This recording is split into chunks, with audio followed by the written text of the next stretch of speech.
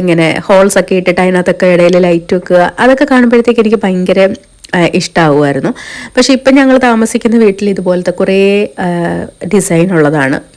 അപ്പോൾ ഈ ഡിസൈൻ വെച്ചേക്കുന്നതിനകത്ത് എപ്പോഴും ചലന്തി വല കൂട് കിട്ടും. അപ്പോൾ നമ്മൾ എത്ര വൃത്തിയാക്കിയാലും പെട്ടെന്ന് തന്നെ ചലന്തി വലയൊക്കെ കയറും. അപ്പോൾ ഇത് ക്ലീൻ ചെയ്യുന്നത് തന്നെ ഒരു പണിയുള്ളൊരു കാര്യമാണെന്ന് മനസ്സിലാക്കിയിട്ട് എനിക്ക് വീട് വെക്കുമ്പം ഇങ്ങനത്തെ ഒരു ഡിസൈനും വേണ്ടാന്ന് തീരുമാനിച്ചു. ഞങ്ങൾ ഇത്രയും നാളായിട്ട് ഈ ഒരു റെഡും യെല്ലോ ലൈറ്റും ഒന്നും ഇട്ടിട്ട് പോലും ഇല്ല. അപ്പം നമ്മൾ സ്റ്റാർട്ടിങ്ങിൽ കാണുമ്പോഴത്തേക്ക് നമുക്ക് അടിപൊളി, നമുക്ക് ഭയങ്കര ഒരു രസമാണല്ലോ.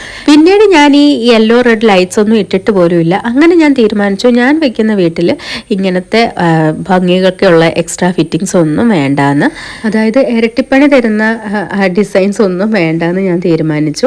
അതുപോലെ ഞാൻ നേരത്തെ പറഞ്ഞ ടോൾ യൂണിറ്റ്, അതും ഞാൻ ഇവിടുത്തെ ഒരു ഉപയോഗിച്ചതിന് ശേഷമാണ് ഞാനത് അങ്ങനത്തെ ഡിസൈൻ വേണ്ടാന്ന് തീരുമാനിച്ചത്. അങ്ങനെ പല കാര്യങ്ങളും അത് ഞാനെല്ലാം കൂടി വേറൊരു വീഡിയോ ചെയ്യാം. അങ്ങനെ കിച്ചണിലെ